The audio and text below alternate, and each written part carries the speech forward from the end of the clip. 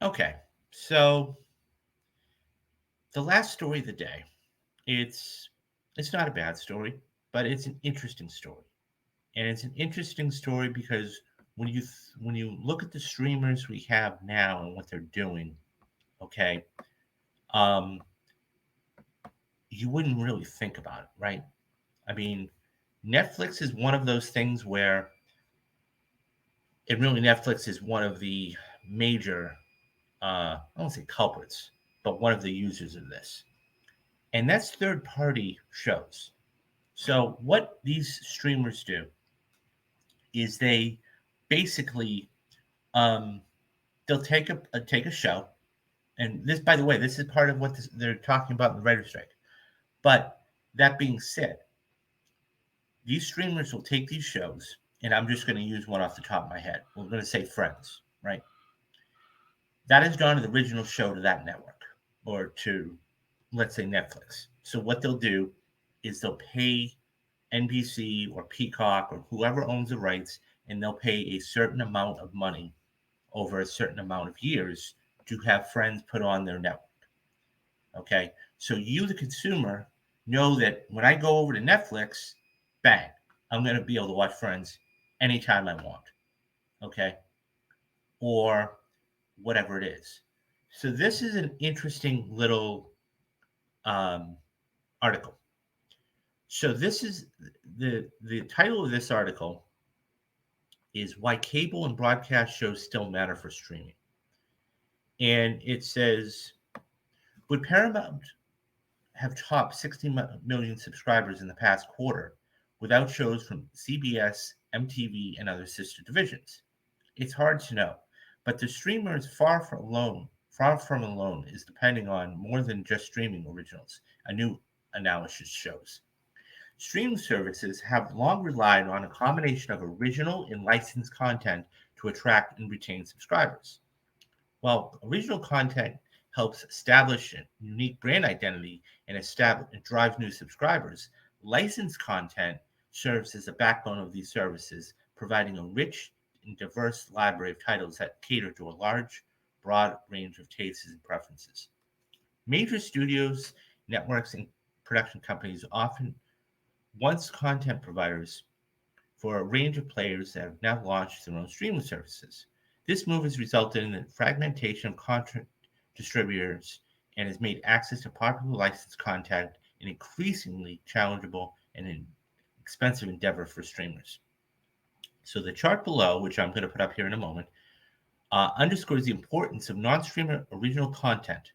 So here is the chart that I want you guys to check out real quick. Okay, here's the chart.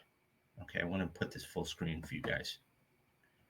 So, um, which comprise the majority of the most in-demand shows. Services like Peacock and Hulu boast extensive libraries of licensed content, while only one original service tops at most 25 in demand. Okay, so before I finish the article, I'm going to show you this. So everything. Let's move the thing down here real quick. Okay, so what we have here, okay, and this goes to all streaming services. So this is vitally important. So now this is Q1, which is January, February, March. Okay, the first 3 months. Okay, so you have 7 streamers here. Okay, arguably the most popular streamers. Now Apple is not on here. Okay, so original is in red and not original is in blue. So not original is I'm buying a third party service or a third party show. Disney leads the way with 11 original titles. Now, that makes sense, right? I mean, they have The Mandalorian, they have, I'm probably not going to name them all. You guys can figure out which ones I don't name. But you've got The Mandalorian, you've got Andor, you've got um, I'm blanking on a lot of them, but nonetheless, you know which ones are original, right? Like Andor, The Mandalorian, those are original titles. They also have non-original titles. Okay, so because Disney is so large, they're able to put all of their content on one platform. Okay, so they'll take, I don't know, one of the things that they know, okay, and they'll put it on, for example, 30 for 30. They own ESPN, okay? They'll take their 30 for 30 stuff and they'll put it on Disney Plus, even though it's for free. Well, that's not true because that's okay. So think of think of another title, okay? That's not original. Netflix, and this is why Netflix is in trouble. Okay. Now, if you look at Disney, they have 11 original. Netflix only has 6 titles. Okay. They have 19 non-original titles. That means they're buying the rights of whom, whatever it is, whether it's Friends, whether it's, I don't know, Grey's Anatomy, whether it's Supernatural, whatever it is, and they're paying for the rights and they're putting it on their platforms so you guys can go watch it. When you say, okay, where can I find it? It's on Netflix. Okay. They only have 6 original titles. Okay. So something like The Queen's Gambit, um, House of Cards, when that was on, that was original. So, and as you see, it goes down. So Paramount only has 5. Okay. So you have Hulu and Peacock. Okay. Now Hulu, to be fair, Hulu is owned by Disney. Okay. So it's kind of, this is why I think Iger wants to try and sell it to try and, A, clear up some money, but also B, he doesn't have to pay for licensing. He being Disney doesn't have to want to pay for licensing. Peacock is all, it's all non-original stuff. So let me finish this story up and you'll hear the rest why. Okay, so like the one show would be for Peacock would be Poker Face and Orville for Hulu. Okay. Many of the popular titles that they call, quote, snackable or easy to consume, often lighthearted and not demanding significant emotional, intellectual value from the viewer. Designed for shorter viewing sessions or multitasking, these shows have transitioned from linear television to streaming service in significant numbers, with several becoming top performers. For instance, Saturday Night Live and The Office were among the most in-demand shows in Peacock in the first quarter, while The Simpsons, It's Always Sunny in Philadelphia, and Family Guy enjoyed the same success on Hulu. Even though Disney Plus is known for releasing numerous titles like Star Wars and MCU projects have more non-original shows and it's more popular, Paramount Plus similarly capitalizes on its IP. When people think of Paramount, they usually think of Star Trek. Such as showrunner Taylor Sheridan's output in the Star Trek franchise to attract and retain its core fan base. Among the top 25 in-demand shows in Paramount Plus, 5 are originals and 4 belonging to either the Star Trek or the Sheridan IP. It's worth noting that not all non-original shows are licensed from third parties. In some cases, these shows may be owned in-house by a corporate sibling of the streaming service. So, I don't know. You understand what it means, though. They may own it, but it may be one of their sister companies.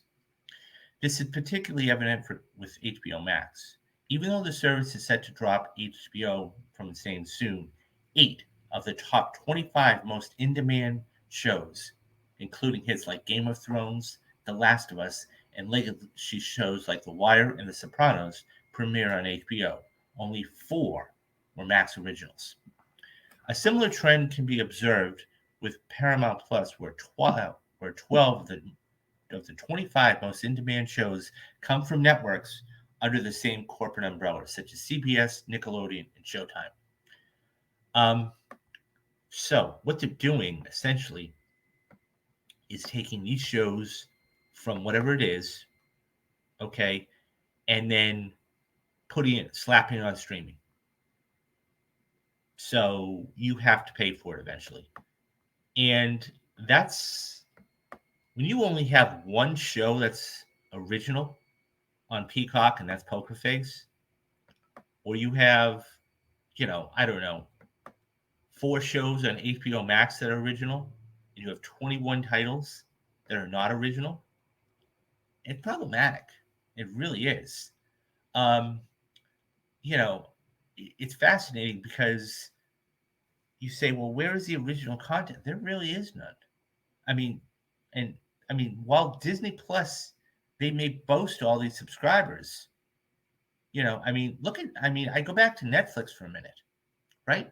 Netflix has 19 titles that are non-original.